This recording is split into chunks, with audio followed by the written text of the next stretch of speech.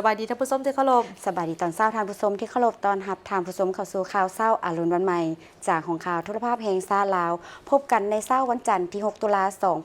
2025รับหน้าที่รายงานข่าวเช้าวันนี้ข้าพเจ้าสุริวัลย์ผลเยี่ยมพร้อมด้วยพันงานสุริพงศ์ในการนำเสนอข่าวภาคเช้าในมื้อนี้เช่นเคยมีหลายข่าวที่น่าสนใจมานำเสนอมีทั้งข่าวภายในข่าวต่างประเทศพร้อมด้วยข่าวกีฬาเริ่มต้นด้วยข่าวประธานประเทศแห่งสาธารณรัฐประชาธิปไตยปาตสลาวได้ต้อนรับบรรดาทูตจากประเทศเพื่อนมิตรเข้ายืนศาลตาตั้งเพื่อดำรงตำแหน่งเป็นเอกอัครราชทูตคนใหม่ประจำสาธารณรัฐประชาธิปไตยปาตสลาวเวลา 8:30 นาทีประธานธงลุ้นศรีสุริตประธานประเทศแห่งสาธารณรัฐประชาธิปไตยปาตสลาวได้ต้อนรับทานเคนวาซ่งเข้ายืนศาลตาตั้งเพื่อดำรงตำแหน่งเป็นเอกอัครราชทูตวิสามัญ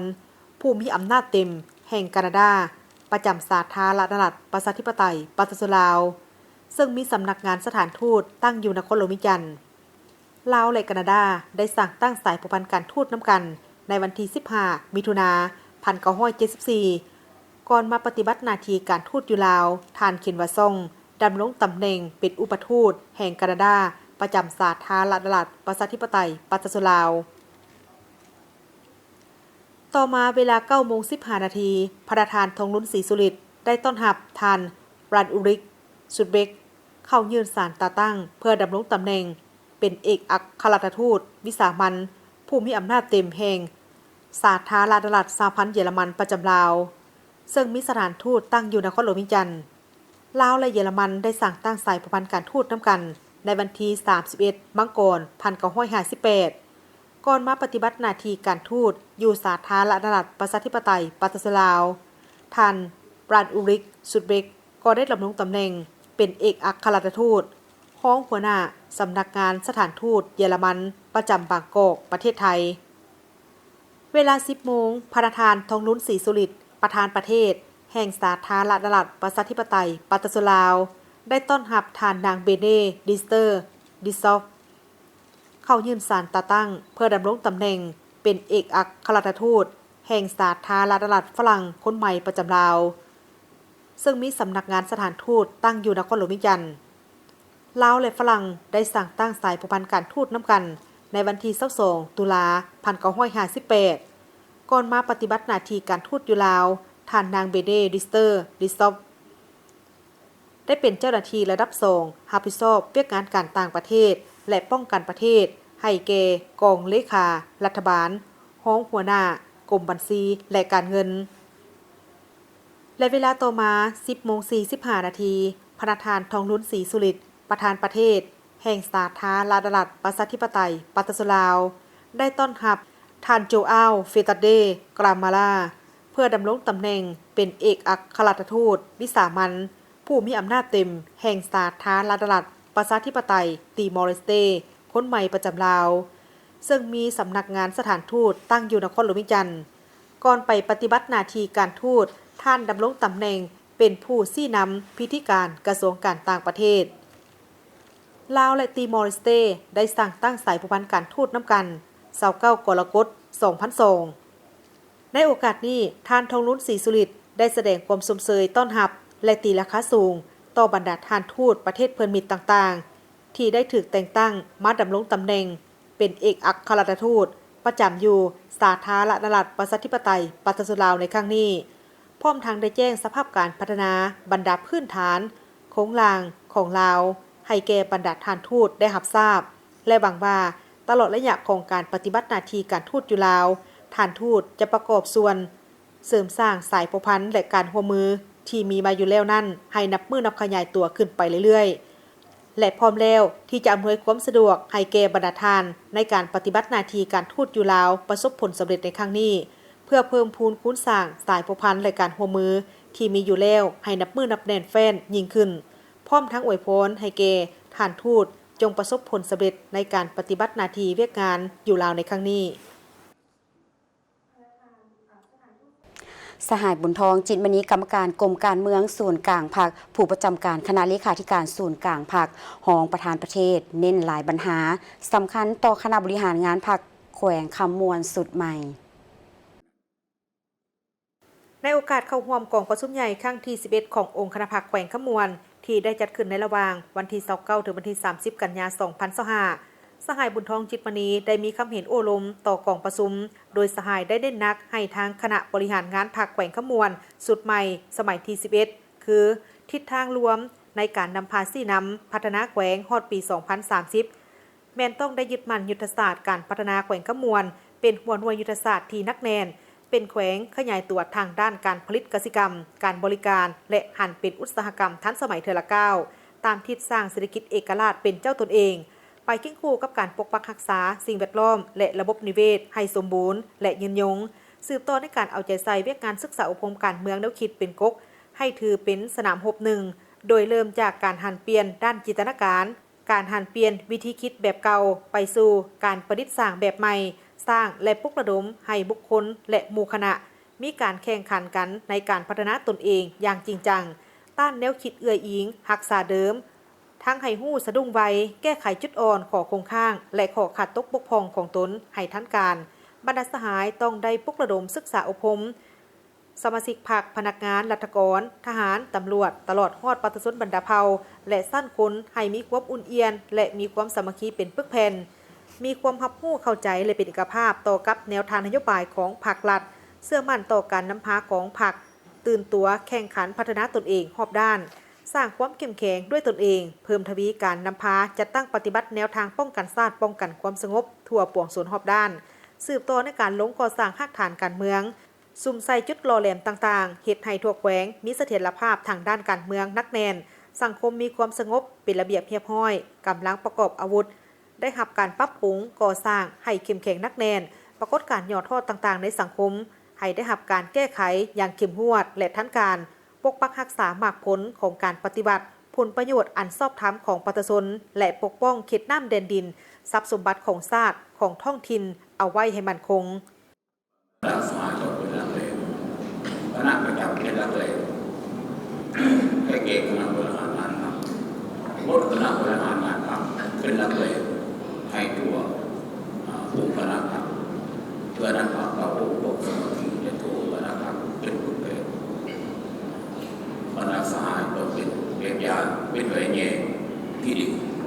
และก็ตั้งนามฝึกฝนเราอยู่เองอันเพียรก็ออกมาเพียรแล้วเพียรอีกตักเก็บไปนะผู้ก่อบทเรียนของตัวเองบทเรียนของบางปฏิทำอันเป้าและอันใหม่ผมที่สืบขยายขึ้นอะไรคิดขึ้นแล้วเลยอันนั้นแหละเป็นไปแล้วนะตรงนี้ทัศนะมหาสมถือโตทัศนะตัวจริงโมบทอุตลงตัวบทเยอะแต่ยังตั้งนาปฏิบัติหน้าที่พักใส่ประสบตัวผมขอและสหายมีการดำรงชีวิตที่ถือโตก็สร้างสิ่งที่เสื่อมเสียให้แก่พรรคให้แก่หลักให้แก่ความสุขและให้แก่ตัวเองสหายบุญทองชิดวันนี้ยังได้เด่นนักตื่มอีกว่าให้บรรดาสหายคณะพรรคสุดใหม่ตั้งหน้าในการพันขยายมติกองประชุมใหญ่ในครั้งนี้ให้เป็นแผนงานโครงการและสร้างเป็นนิติกรรมละเอียดจัดตั้งเผยแพร่เสื่อมซึมในคณะบริหารงานพรรคแขวงลงไปถึงคณะพรรคในแต่ละขั้นสมาชิกพรรคพนักงานทหารตำรวจตลอดถึงประชาชนสั้นคนต่างๆให้เลิกเซิงและทั่วถึงสร้างความรับรู้เข้าใจเป็นเอกภาพกันทางด้านทัศนะและการกระทำตัวจริงมีความเป็นเจ้าการเข้าร่วมในการจัดตั้งปฏิบัติอย่างเป็นขบวนการอย่างแข็งแรงต่อเนื่องและมีประสิทธิผลสูงให้ฮีบห้อนแบ่งเวียกแบ่งความรับผิดชอบภายในคณะบริหารงานพรรคคณะประจำพรรคแขวงให้ละเอียดจะแจ้งหมู่คณะการจัดตั้งก็คือขันเทิงมอบหมายให้รับผิดชอบเวียกงานอันใดคงเขตคะแนนการใดก็บ่ให้คัดข้องและต้องได้เสิร์ชสู่ความเป็นเจ้าการและความรับผิดชอบต่อหน้าที่การเมืองที่ได้รับการมอบหมายทุ่มเทเหือแหงสติปัญญาเสียสละเพื่อเฮ็ดให้สำเร็จหน้าที่ของตนรับผิดชอบคณะบริหารงานพรรคสุดใหม่ต้องเป็นหลักแหล่งเป็นใจกลางแห่งความเป็นแบบอย่างน้ำหน้าในทุกกระบวนการเวียกงานก็คือการดำรงชีวิตและการปฏิบัติเวียกงานด้วยความสู่สนอดทนยกสูงน้ำใจเสียสละเด็ดเดียวผ่านผ่าอุปสรรคและความยุ่งยากต่างๆบรรดาสหายต้องตั้งหน้าฝึกฝนหล่อหลอมตนเองรอบด้านค้นคว้าหำเฮียนและต้องเฮียนฮู้อยู่ตลอดเวลามีการคิดงำแก้ไขปัญหาด้วยความรับผิดชอบสูง คิดอันใหม่อยู่เสมอศึกษาค้นคว้าบทเรียนทั้งเก่าและใหม่เพื่อปรึกษาหารือวางทิศทางมาตรการและวิธีการเพื่อสืบต่อในการนำพาสร้างสรรค์พัฒนาท้องถิ่นของตนให้ก้าวขึ้นอย่างบ่หยุดยั้งเสิร์ชสู่ความเป็นแบบอย่างในการดำรงชีวิตที่ปลอดภัยประหยัดต้านการฟุ่มเฟือยอาชญาสิทธิ์เป็นแบบอย่างในการปฏิบัติกฎระเบียบของพรรคกฎหมายและระเบียบการต่างๆมีทัศนะมหาชนถูกต้องบ่อวดองค์ทะนงโตมีแนวคิดและการกระทำที่ถูกต้องบ่ล่วงละเมิดระเบียบกฎหมายบ่เฮ็ดในสิ่งที่จะสร้างความเสื่อมเสียต่อพรรครัฐและต่อตนเองต้องตั้งหน้าปรับปรุงแบบแผนนำพาและวิธีการเฮ็ดเวียกให้ถูกต้องเคารพและปฏิบัติหลักการร่วมศูนย์ประชาธิปไตยอย่างเข้มงวดเฮ็ดเวียกมีแบบแผนมีการติดตามกวดกาแท้ถึงตัวจริงอยู่หากฐานมีการสรุปถอดถอนบทเรียนและปฏิบัติระบอบประชุมรายงานส่องแสงเป็นปกติมีการตีส้มตนเองและตีส้มกันตามหลักการของพรรคสืบต่อในการเสริมขยายมูลเสื้อแห่งความสามัคคีความเป็นเอกภาพในทั่วองค์คณะพรรคให้นักแน่นตั้งหน้าปลุกระดมถูกกำลังแหงของถูกสั้นคนและประชาชนบรรดาเผ่าในทั่วปวงชนเข้าร่วมปกปักรักษาและพัฒนาแขวงขมวนให้นับมือนับขยายตัวอย่างต่อเนื่องและเจริญก้าวหน้าอย่างบ่หยุดยั้ง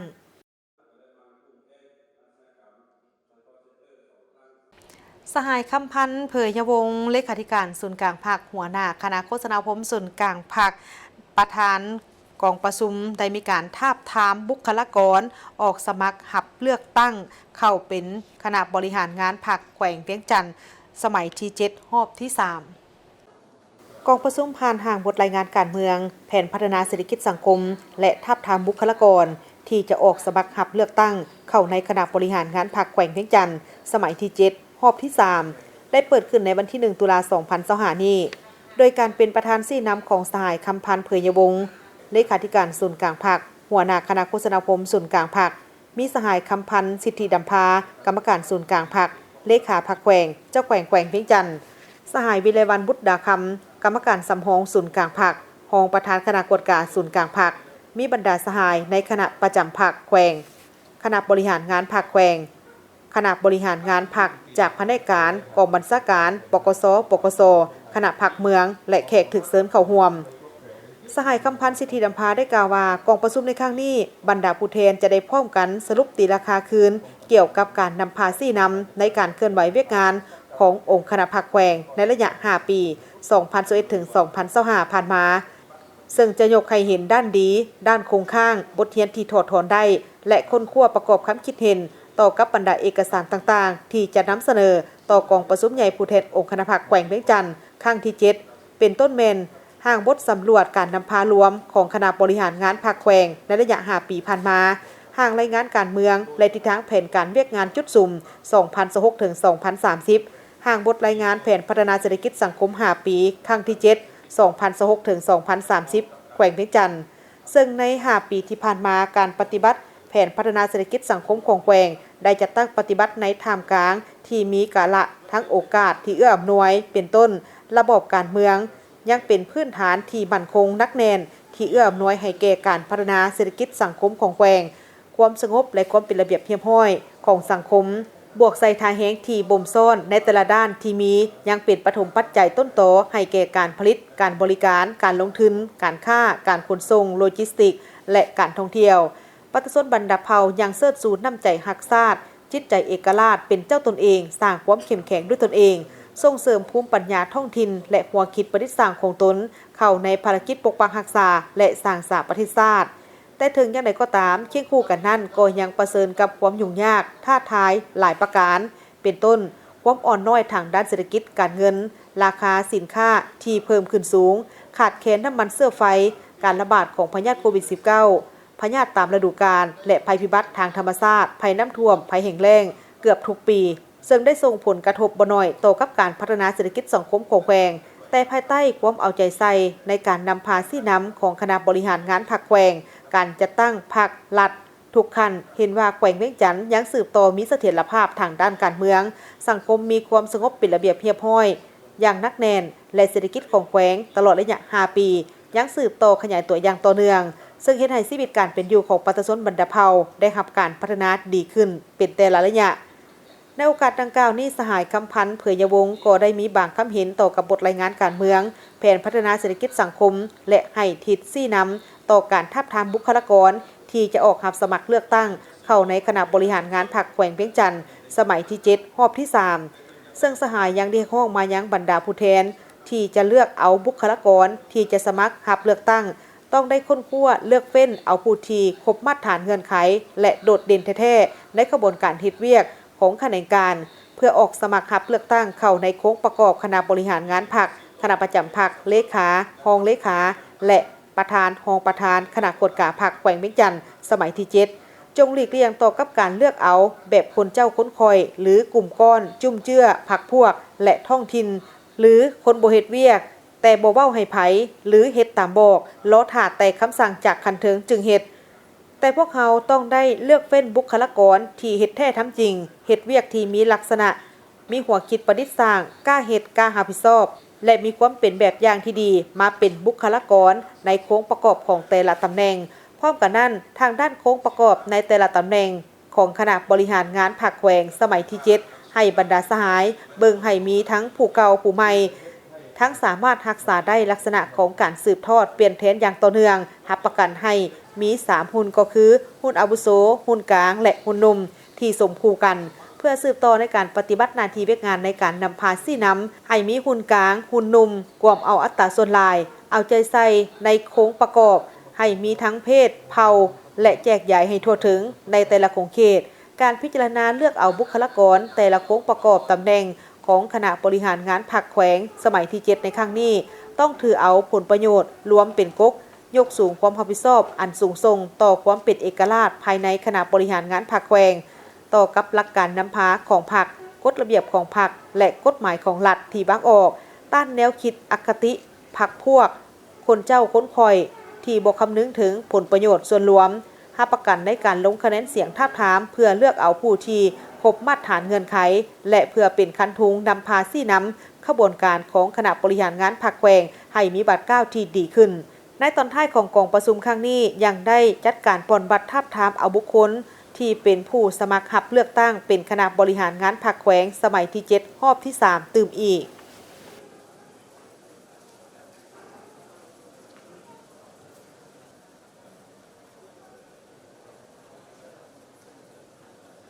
ท่านผู้ชมที่เคารพตลอดระยะ5 ปีผ่านมาคณะพรรคองค์การปกครองแขวงทุกขั้นได้ถือสำคัญการนำพาซี่นำเวียกงานก่อสร้างรากฐานการเมืองพัฒนาชนบทรอบด้านแก้ไขความทุกข์ยากของประชาชนบรรดาเผ่าของแขวงอัตตปือ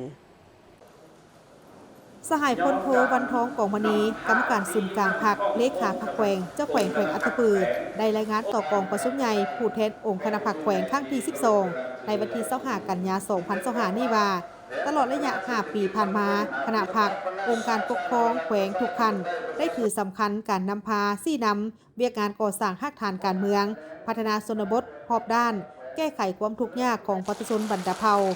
โดยหันเอาพนักงานลงก่อสร้างรากฐานการเมืองพัฒนาชนบทรอบด้านด้วยหลายรูปการตามขั้นในการสายตั้งสายหวงในการจะตั้งปฏิบัติเวียกงานตาม4เนื้อใน4คาดหมายอยู่หาเมืองเพื่อสุ่มใส่ปรับปรุงรากฐานการเมืองของระบอบประชาธิปไตยประชาชนให้นักแน่นเข้มแข็งซึ่งปรับปรุงระบบการเมืองอยู่รากฐานติดพันกับการก้าเกียมและดำเนินกองประชุมใหญ่3คันเฮ็ดให้การจะตั้งพันขยายมติกองประชุมใหญ่แต่ละคันมีขบวนการที่ฟดฟื้น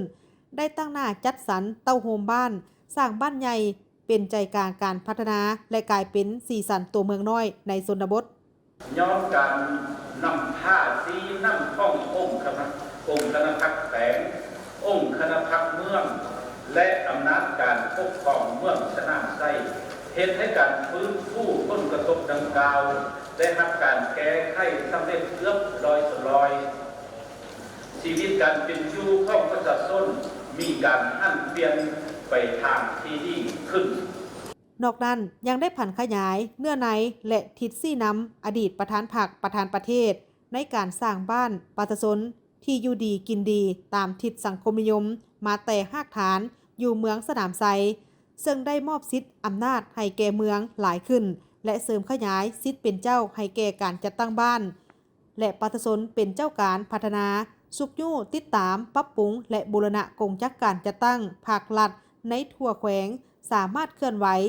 ตามสิทธิพลบทบาทของตนยกสูงบทบาทการนำพาซี่น้ำของคณะพรรครัฐแต่ละคันหันเข้าสู่กลไกการแบ่งสิทธิแบ่งอำนาจความรับผิดชอบให้แก่เมืองและเมืองลงสู่บ้านเป็นรูปธรรมหลายขึ้นอันพ้นเด่นก็แมนการหันพนักงานลักแรงของเมืองลงไปเป็นนายบ้าน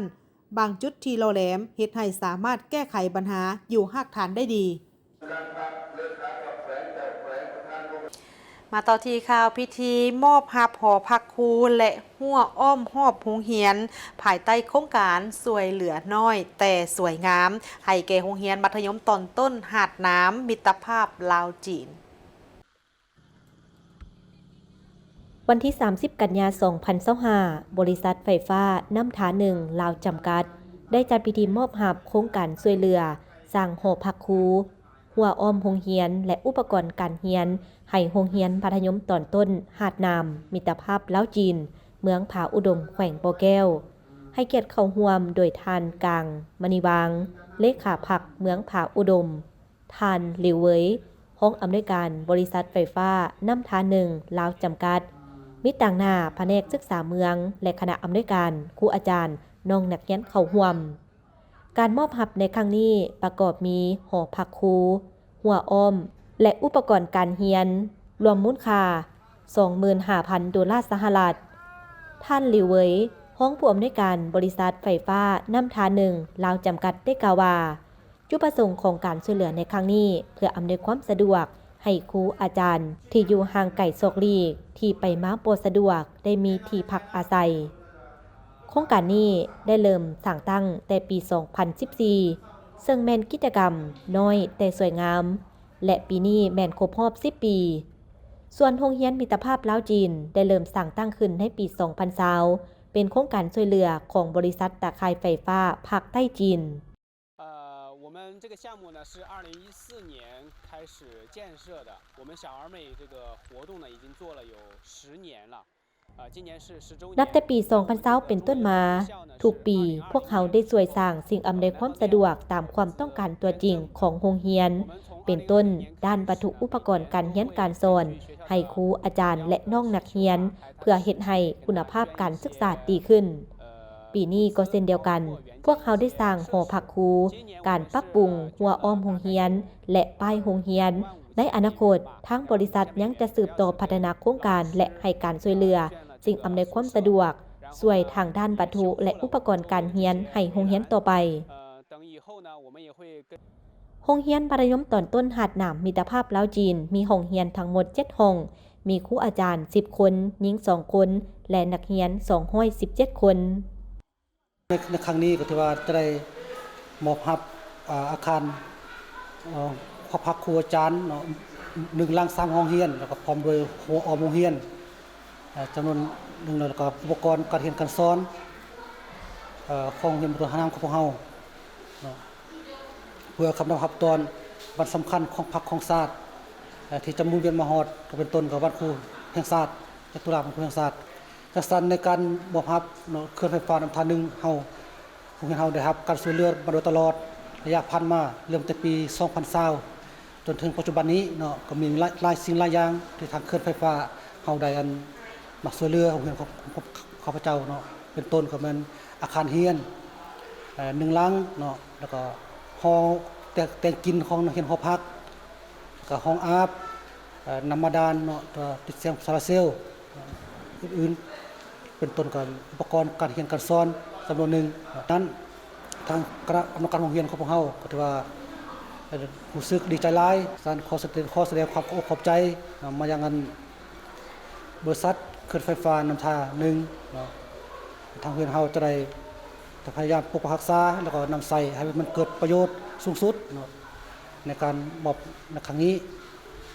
อีกตัวนึงเนาะทางต่อกับแผนการพัฒนาโรงเรียนของพวกเราก็มีหลายอันที่ต่อได้10ต่อในต่อหน้าเนาะเป็นต้นก็มันจะมีการแผนการสร้างห้องการครูแล้วห้องประชุมเนาะ1หลังแล้วก็ต้องการซ่อมแปลง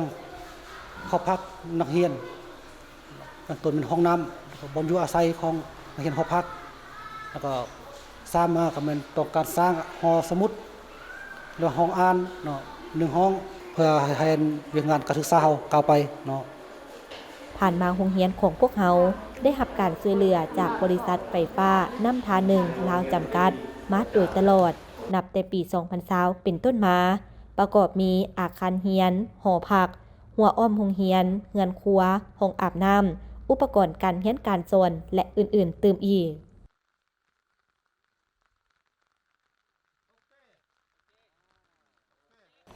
ท่านผู้ชมทานแสงอาทิตย์พิมพ์เมืองประธานคณะกรรมการปกครองเมืองจันทบุรีได้แจ้งให้ทราบว่างานบุญออกพรรษาปวารณา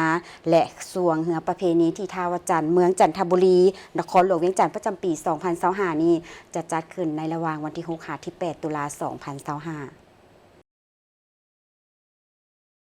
ในการกะเกียมจัดงานบุญออกพรรษาปวารณาสวงเหือที่ท่าวัดจันทร์ประจำปี 2025ให้บรรดาทานได้รับรู้และเข้าใจและพร้อมทางเสื้อเซินเข้าร่วมงานให้มีความเบิกบานม่วนซื่นซึ่งเป็นงานบุญประเพณีของศาสตร์ลาวเฮาที่เคยสืบทอดกันปฏิบัติกันมาในทุกๆปีนับตั้งแต่มื้อจัดงานท่ามกลางบรรยากาศทั่วภาคทั่วปวงชนลาวทางศาสตร์พวมออกแห่งแข่งขันกันสร้างผลงานคณะรับตอน3วันประวัติศาสตร์ของศาสตร์ของพรรคก็คือวันสร้างต่างพรรคประชาชนปฏิวัติลาวครบรอบ70 ปีและวันสถาปนาสปป.ลาวครบรอบ50 ปีและวันขายวันเกิดของประธานไกรสอนพรหมวิหารครบรอบ105 ปีอย่างเป็นกระบวนการพุทธฟื้น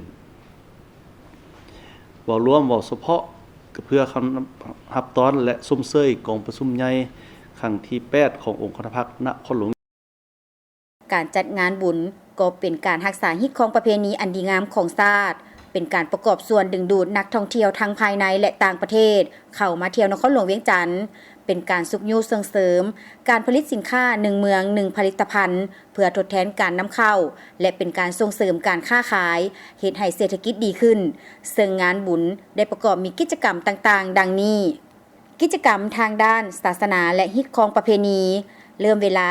3:00 ตอนเช้าของวันที่ 7 ตุลาคม 2025 เป็นต้นไปจะได้มีพิธีคือเวลา 3:00 หา 4:00 พระอาจารย์มีพิธีสูตรออกพรรษาปวารณาเวลา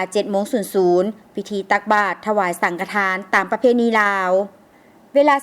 19:00 หา 19:40 มีพิธีเวียนเทียนไล่เหือไฟโคกส่วนเขตสวนเจ้าอนุวงศ์และผามไซทาวจันทร์เวลา 20:00 เป็นต้นไปมีการคบงานจุดบังไฟผุไฟดอกและบังไฟตะไลมีการแสดงศิลปะวรรณคดีเขตแคมป์ของทาวจันทร์มีการลอยกระทงและบ่อนุญาตให้ออกไปไหลอยู่กลางของ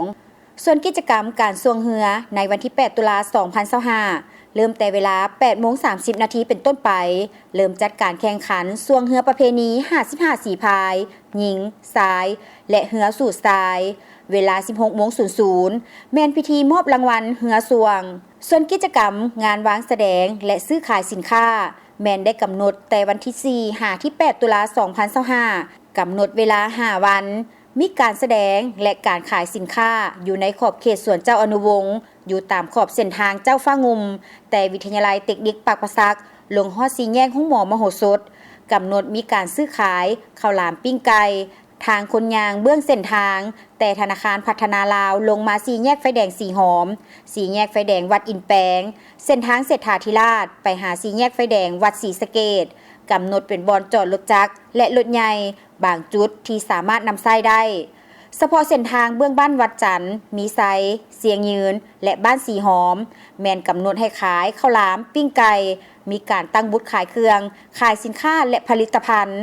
สำหรับการตั้งห้านขายเครื่องต่างๆทางเส้นทางเบื้องนอกและในขอบเขตสวนเจ้าอนุวงศ์แมนให้ตั้งห้านอย่างมีความเป็นระเบียบสวยงามสำหรับสถานที่ฝากรถแมนมอบให้คณะกรรมการจัดสรรสถานที่และอนุกรรมการปกส.ปกส.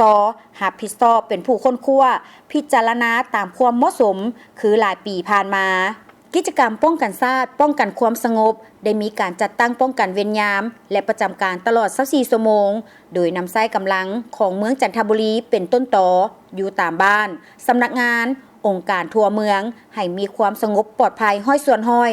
ซึ่งกำหนดจุดป้องกัน38จุดในนี้จุดป้องกันวงใน19จุดและวงนอก19จุดและป้อมแจ้งเหตุ11912จุดมีศูนย์กล้องวงจรเพื่อติดตามอยู่ห้องการส่วนเจ้าอนุวงศ์และผามกรรมการมีกำลังป้องกันทั้งหมด 1,085 คนในนี้กำลังสาวหนุ่ม325 คนได้ออกระเบียบการคุ้มครองงานบุญออกพรรษาปวารณาและสวงเหือประเพณีท่าวัดจันทร์ซึ่งมีบรรดาข้อห้ามดังนี้ห้ามบ่ให้มีการโฆษณาทุกรูปแบบที่ผิดต่อกฎหมายของสาธารณรัฐประชาธิปไตยประชาชนลาว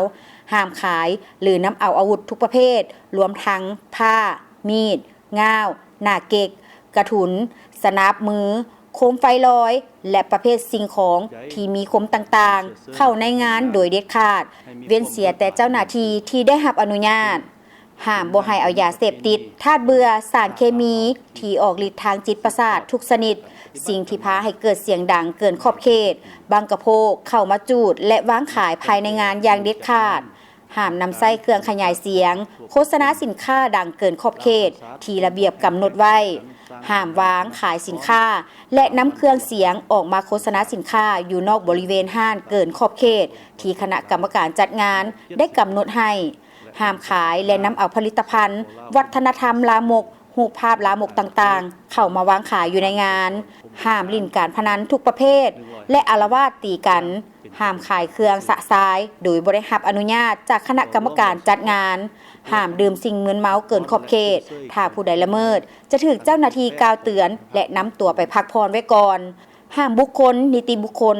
สำนักงานองค์การปกครองบ้านกีดขวางการจัดสรรสถานที่วางแสดงขายสินค้าของคณะกรรมการจัดงานห้ามตอกเหล็กหรือสิ่งของต่างๆใส่พื้นที่อย่างเด็ดขาดและห้ามติดตั้งห้านหรือวางเต้นเกินขอบเขตที่คณะกรรมการจัดงานกำหนดไว้ถ้าละเมิดจะถูกกล่าวเตือนและยึดเซาโดยทันทีห้ามแจกจ่ายแผ่นพับหรือแผ่นเจี๊ยโฆษณาสินค้าต่างๆอยู่ภายในงานห้ามเด็ดขาดบ่ให้ผู้จับจองสถานที่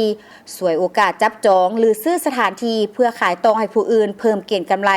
และห้ามบ่ให้มีโฆษณาสินค้าโดยการเต้นโซนางสาวพร้อมนี้ได้แต่งตั้งจุดประจำการในแต่ละวันโดยเริ่มแต่วันที่6 ถึง 8 ตุลาคม 2025ประจำอยู่ผามกรรมการเพื่อบรรษาติดตามกวดกาเริ่มแต่เวลา 8:30 เป็นต้นไป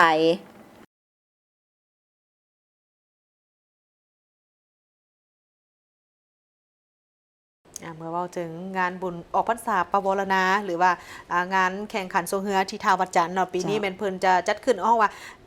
ครบงานอย่างเป็นทางการก็คือมื้อวันที่6ถึงมื้อวันที่8ตุลานี้จะดันท่านผู้ชมถ้าใดที่มีเวลามีโอกาสก็อยากไปให้ไปร่วมงานดังกล่าวนี้ร่วมกันไปสนับสนุนบรรดาผลิตภัณฑ์ที่เป็นของเราท่านผู้ชมที่เคารพจากนี้ไปนั้นเฮาจะพักก่อนและหลังจากนั้นกลับมาติดตามชมการรายงานข่าวรายละเอียดต่อไปตลอดระยะ75 ปีแห่งการกำเนิดและเติบใหญ่ขยายตัวสื่อมวลชนและการพิมพ์จำหน่ายได้กลายเป็นกระบอกเสียงอันแหลมคมของพรรคก็คือภารกิจปกปักรักษาและสร้างสรรค์พัฒนาประเทศชาติประกอบส่วนอย่างห่าวหันในภารกิจต่อสู่ปลดปล่อยชาติส่งเสริมวันสื่อมวลชนและพิมพ์จำหน่ายครบรอบ75 ปีอย่างสุดใจ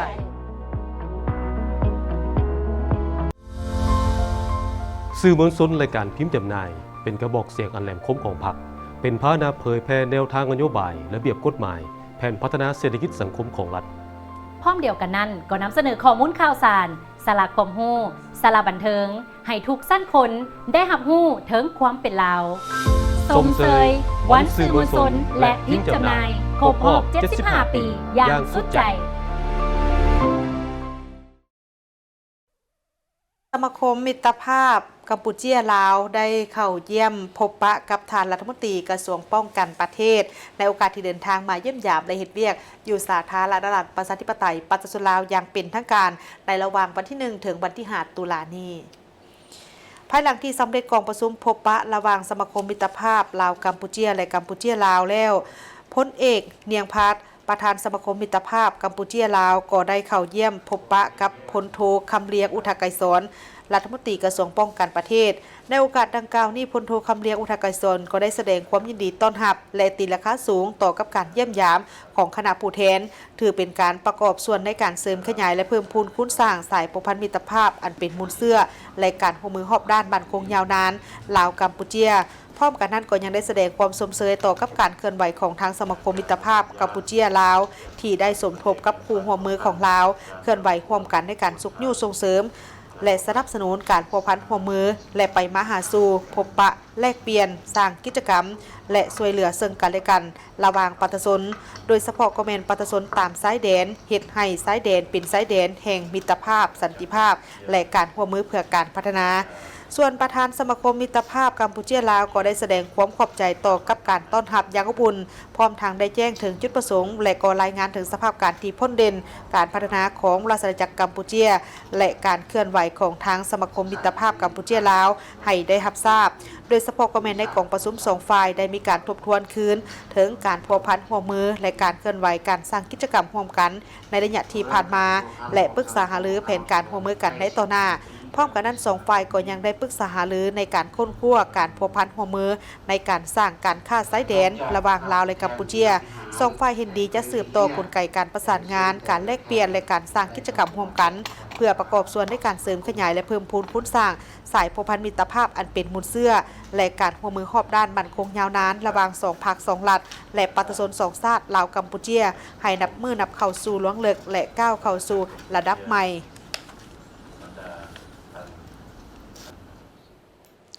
ในวันที่ 3 ตุลาคม 2025 กระทรวงยุติธรรมได้จัดกองประชุมเผยแพร่เสื่อมซึมผลสำเร็จกองประชุมใหญ่ครั้งที่ 6 องค์คณะพรรคกระทรวงยุติธรรม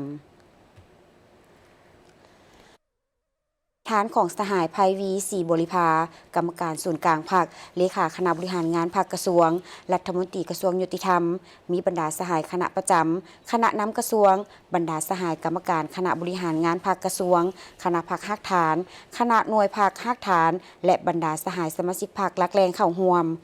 กองประชุมครั้งนี้ผู้เข้าร่วมได้รับฟังบทรายงานการเมืองฉบับปรับปรุงของคณะบริหารงานพรรคกระทรวงยุติธรรมสมัยที่ 5 ต่อกองประชุมใหญ่ผู้แทนครั้งที่ 6 ขององค์คณะพรรคกระทรวงยุติธรรมแผนพัฒนาเวียกงานกฎหมายและยุติธรรม 5 ปีครั้งที่ 5 แต่ปี 2026 หา 2030 บทรายงานการนำพารวมของคณะบริหารงานพรรคกระทรวงยุติธรรมสมัยที่ 5 ต่อกองประชุมใหญ่ผู้แทนครั้งที่ 6 และคำเห็นโอล้มของสหายนางสีใสหรือเดชมูลสอนกรรมการกรมการเมืองส่วนกลางพรรคคณะเลขาธิการศูนย์กลางพรรคหัวหน้าคณะจัดตั้งศูนย์กลางพรรคต่อกองประชุมใหญ่ผู้แทนครั้งที่ 6 ขององค์คณะพรรคกระทรวงยุติธรรมอันที่เป็นพื้นฐานก็แม่นแขนงการยุติธรรมได้เป็นเจ้าการมีความรับผิดชอบที่ตั้งหน้าในการหันแนวทางเปลี่ยนแปลงใหม่ของพรรคแผนยุทธศาสตร์ของรัฐโดยเฉพาะแม่นแผนยุทธศาสตร์เกี่ยวกับการสร้างรัฐที่ปกครองด้วยกฎหมายมาสู่การปฏิบัติตัวจริงที่มีมรรคผลตัวจริงและได้สร้างการหันเปลี่ยนหลายด้านอยู่ในสังคม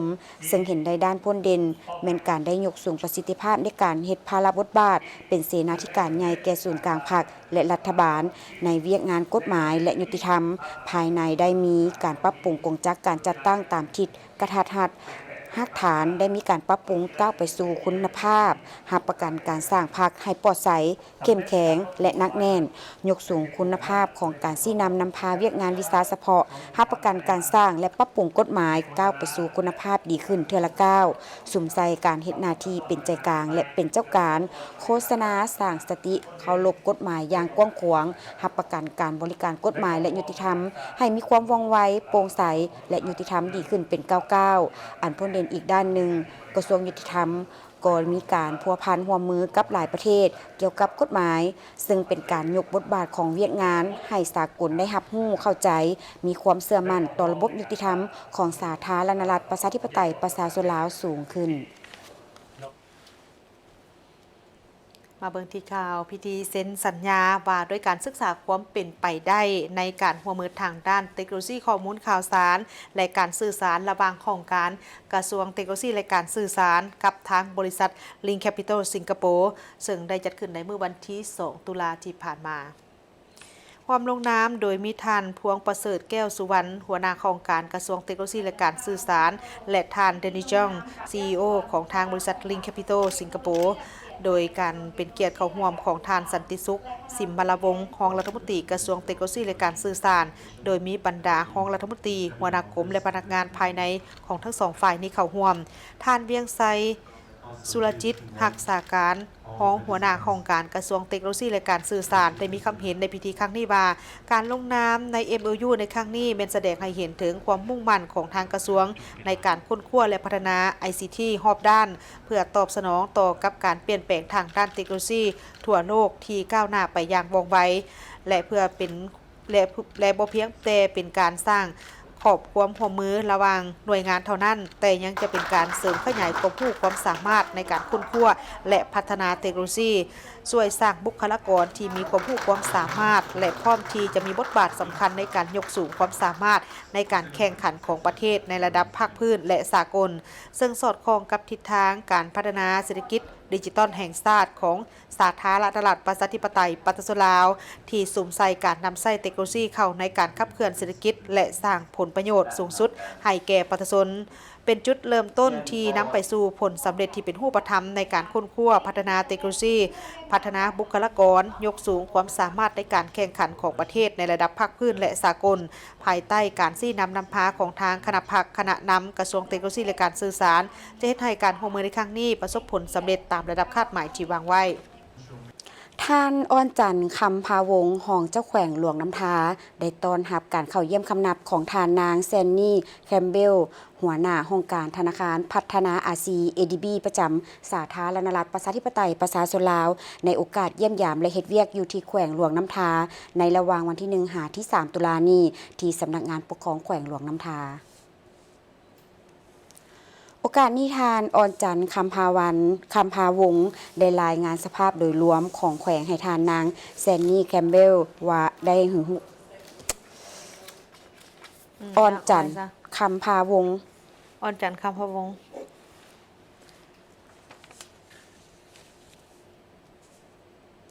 ท่านอ้อนจันทร์คำพาวงศ์ของเจ้าแขวงหลวงน้ำทาได้ต้อนรับการเข้าเยี่ยมคำนับของทานนางแซนนี่แคมเบลหัวหน้าห้องการธนาคารพัฒนาอาซี ADB ประจำสาธารณรัฐประชาธิปไตยประชาชนลาวในโอกาสเยี่ยมยามและเฮ็ดเวียกอยู่ที่แขวงหลวงน้ำทาในระหว่างวันที่1 ถึง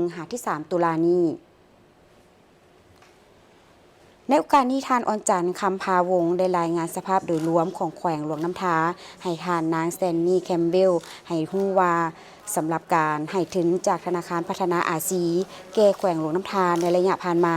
และปัจจุบันประกอบมีแขนงโยธาธิการและขนส่งโครงการพัฒนาตัวเมืองตามแนวทางอนุภาคพื้นแม่น้ำของ2ตัวเมืองหลวงน้ำทารวมมี8โครงการ8สัญญามูลค่าทั้งหมด18 ล้านกว่าดอลลาร์สหรัฐแขนงการกสิกรรมและสิ่งแวดล้อมโครงการพัฒนาโครงรางชนบทภาคเหนือค้ำประกันเสบียงอาหารผลิตกสิกรรมเป็นสินค้าและเข้าถึงพื้นที่ผลิตแต่ปี 2011 หา 2016 รวมมี 9 โครงการและรับทุนช่วยเหลือมูลค่า 32 ตื้อกว่ากีบและในปี 2018 หาปี 2023 รวมมี 6 โครงการมูลค่า 7 ล้านกว่าดอลลาร์สหรัฐซึ่งจัดตั้งปฏิบัติอยู่ 3 เมืองคือเมืองหลวงน้ำทาเมืองสิงห์เมืองรองโครงการเลี้ยงสัตว์ผลิตเป็นสินค้าแต่ปี 2015 หาปี 2022 ได้รับทุนกู้ยืมมูลค่า5 ตื้อกว่ากีบและ609 ล้านดอลลาร์สหรัฐจัดตั้งปฏิบัติอยู่ 3 เมืองคือเมืองสิงห์เมืองรองเมืองนาแล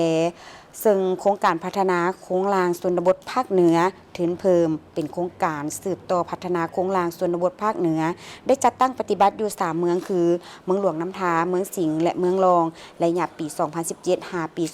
2024 มูลค่าอยู่ประมาณ 35 ล้านดอลลาร์สหรัฐและฟื้นฟูโครงรางพื้นฐานชลประทานมี 6 โครงการมูลค่า 6 ล้านกว่าดอลลาร์สหรัฐการนำขันศูนย์กลางและขันแขวงได้ลงไปติดตามสุกโยการแก้ไขภัยพิบัติน้ำท่วมอยู่ทางเมืองเฟืองแขวงเวียงจันทน์ในเมื่อวันที่ 2 ตุลาคม 2025 นี้ท่านบวกคงนามวงศ์รัฐมนตรี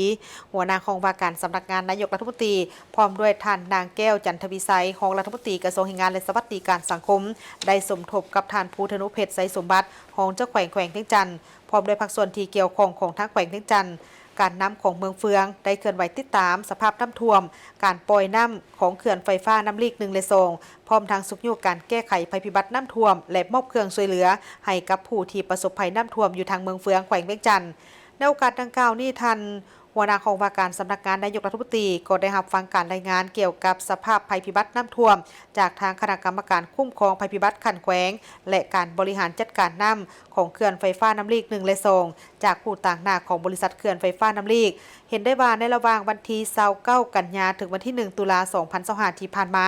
เมืองเฟืองแม้นได้รับอิทธิพลจากพายุบัวลอยได้พัดเข้ามาและเฮ็ดให้ฝนตกหนัก2-3 วันติดต่อกันอันได้เฮ็ดให้ปริมาณน้ำอยู่ตามสายน้ำต่างๆได้เพิ่มขึ้นสูงอย่างว่องไวด้วยเหตุนี้จึงเฮ็ดให้น้ำฝนได้ไหลเข้าอ่างเก็บน้ำน้ำลีกเพิ่มสูงขึ้นในระดับบรรจุสูงสุดของเขื่อนเพื่อเป็นการรักษาระดับน้ำและป้องกันเขื่อนในวันที่30กันยายน2025ทางฝ่ายที่รับผิดชอบของการบริหารจัดการน้ำอยู่เขื่อนไฟฟ้าน้ำลีก1และ2จึงได้ปล่อยออกจากเขื่อนเพิ่มขึ้นตามลำดับซึ่งมวลน้ำดังกล่าวนี้จะบวกกับปริมาณน้ำตามสายห้วยต่างๆอยู่ลุ่มเขื่อนเฮ็ดให้สายน้ำลีกอยู่ลุ่มเขื่อนเพิ่มขึ้นสูงหลายและใน7บ้านตามเขมน้ำลีกลุ่มเขื่อนไฟฟ้าเฮ็ดให้สิ่งปลูกสร้างของผู้ประกอบการทางด้านการท่องเที่ยวเป็นต้นก็แม่นเฮือนแพไหลไปกับสายน้ำจำนวน55หลังและเฮือนแพที่เปเพอีกจำนวนหนึ่งเฮือนผักแคมน้ำห้านอาหารตูบสิ่งก่อสร้างและวัตถุหับไส้ต่างๆจำนวนหนึ่งก็จมอยู่ใต้น้ำบ่สามารถประเมินได้หัวย่างข้ามไปหาสถานที่ท่องเที่ยวก็ถึกเปเพและเสียหาย2จุดพื้นที่การผลิตข้าวหน้าปีหัวสวนของพ่อแม่ประชาชนที่อยู่เรียบตามแคมน้ำลีกจำนวน7บ้านแม้นได้รับผลกระทบเสียหายหลายพอสมควรเส้นทางถึกน้ำท่วม2จุดเฮ็ดให้การสัญจรไปมาของประชาชนแม้นพบกับความยุ่งยากพอสมควรในเวลานั้นและต่อกับเหตุการณ์คือดังกล่าวนี้ทางองค์การปกครองขันเมืองคณะกรรมการต้านภัยพิบัติขันเมืองก็ได้มีการสมทบกับกำลังเจ้าหน้าที่ปกสลงไปสุ่มใส่ในการเพื่อลงไปติดตามถึงสภาพการช่วยเหลือบรรดาหัวหน่วยผู้ประกอบการที่ได้รับผลกระทบและประชาชนในพื้นที่ดังกล่าวนี้อย่างเต็มที่และก็มีความปลอดภัยในระดับดีซึ่งเมื่อฮอดปัจจุบันนี้ระดับน้ำในระดับน้ำหน้าอ่างน้ำลีกและลุ่มเขื่อนท้ายเขื่อนแม่นกำลังลดลงอยู่ในสภาพปกติเนื่องจากว่าฝนนั้นได้หยุดตกแล้วและสำหรับผลเสียหายจากอุทกภัยในครั้งนี้ทางคณะรับผิดชอบแม่นยังบ่ทันสามารถประเมินถึงมูลค่าของความเสียหายได้เนื่องจากว่าเป็นเหตุการณ์ที่ด่วนและยังบ่สามารถเข้าถึงหรือว่าฮู้ถึงข้อมูลเสียหายตัวจริงจึงจะลงไปเก็บเก็บข้อมูลอย่างละเอียดและก็จะได้รายงานให้รับทราบเติมอีกในโอกาสเดียวกันนี้ท่านหัวหน้าห้องว่าการสำนักงานนายกรัฐมนตรีก็ได้มีความเห็น4น้ำต่อกับภาคส่วนที่เกี่ยวข้องให้เอาใจใส่ในการแก้ไขปัญหาจำนวนหนึ่งเป็นต้นก็แม่นการนำแขวงเวียงจันทน์สืบต่อในการสมทบกับภาคส่วนที่เกี่ยวข้องฮีบฮ้อนแก้ไขปัญหาภัยพิบัติโดยเฉพาะก็แม่นให้การแก้ไขให้การช่วยเหลือกรณีฉุกเฉินต่างๆให้ว่องไวและทันการสืบต่อในการช่วยเหลือประชาชนที่ถูกผลกระทบในครั้งนี้ให้ว่องไวและทั่วถึงฮีบฮ้อนฟื้นฟูผลกระทบเป็นต้นก็แม่นโครงสร้างพื้นฐานให้นากิจการต่างๆให้กลับคืนสู่สภาพปกติโดยไวเส้นทางก็ต้องรับประกันบ่ให้ถูกตัดขาดให้ทางบริษัทเขื่อนไฟฟ้าน้ำลีก1และ2บริหารจัดการน้ำในเขื่อนให้ดีขึ้นเติมอีกเพื่อรับประกันทั้ง2ด้านคือบ่ให้เขื่อนแตกบ่ให้เกิดมีสภาพน้ำท่วมตอนลุ่มของเขื่อนเติมอีกในโอกาสดังกล่าวนี้ทางคณะกรรมการคุ้มครองภัยพิบัติขั้นศูนย์กลางก็ได้มอบเงินและเครื่องช่วยเหลือจากการแก้ไขภัยพิบัติในเบื้องต้นให้แก่ทางคณะกรรมการคุ้มครองภัยพิบัติแขวงเวียงจันทน์รวมมูลค่าทั้งหมดแม่น354ล้านกีบเจ้าแขวงบริคำไซพร้อมด้วยคณะการนำขันแขวงได้สมทบกับคณะกรรมการคุ้มครองภัยพิบัติขันเมืองปากกระดิ่งได้ลงติดตามสภาพน้ำท่วมอยู่ที่บ้านโพนเจริญเมืองปากกระดิ่งในตอนบ่ายของวันที่30กันยายน2025นี้ท่านสอนธนูธรรมวงศ์เจ้าแขวงเขวงบริคำไซพร้อมด้วยคณะนำขันแขวงได้สมทบกับคณะกรรมการคุ้มครองภัยพิบัติขันเมืองปากกระดิ่งได้ลงเคลื่อนไหวติดตามสภาพน้ำท่วมอยู่บ้านโพนเจริญเมืองปากกระดิ่งที่ได้รับผลกระทบจากพายุบัวลอยในระหว่างวันที่29-30กันยายนนี้บวกใส่กับการเปิดประตูระบายน้ำออกจากเขื่อนไฟฟ้าน้ำเทิน1แบบฉุกเฉินเฮ็ดให้น้ำกระดิ่งได้ยิ่งขึ้นท่วมบ้านเฮือนของประชาชนถึงขั้นได้ยกย้ายที่อยู่อาศัยเนื้อที่ทำการผลิตและสัตว์เลี้ยงถูกน้ำท่วมตายและเสียหายหลาย เส้นทางบางจุดบ่สามารถสัญจรไปมาได้ปัจจุบันได้มีไอ้น้องทหารพร้อมโดยภาคส่วนที่เกี่ยวข้องได้ลงประจำอยู่แต่ละจุดเพื่อเฝ้าระวังและให้การช่วยเหลือประชาชนในเวลาฉุกเฉินส่วนความเสียหายทั้งหมดแม่นยังบ่สามารถประเมินได้เทื่อซึ่งการลงขึ้นไปในครั้งนี้เจ้าแขวงพร้อมด้วยคณะก็ได้แสดงถึงความเป็นห่วงเป็นใยและมอบเครื่องอุปโภคจำนวนหนึ่งให้ครอบครัวที่ได้รับผลกระทบจากภัยน้ำท่วมในครั้งนี้เป็นการให้กำลังใจแก่พ่อแม่ประชาชนพร้อมทางใดเน้นหนักให้คณะเฉพาะกิจจงหีบฮอนสรุปรายงานผลเสียหายในครั้งนี้พร้อมนี้ท่านยังได้มอบเงินสดจำนวนหนึ่งสุกยูให้กับคณะเฉพาะกิจขั้นบ้านให้มีความสะดวกในการปฏิบัติเวกงานอันเข่งฮอนนี้ให้ทันกับสภาพความเป็นจริงท่านผู้ชมทางบนนี้คือการรายงานข่าวเช้าอรุณวันใหม่หมดเวลาสำหรับข่าวเช้าในมื้อนี้โฆษกทั้งสองพร้อมด้วยทีมงานต้องขอลาไปก่อนสบายดีสบายดี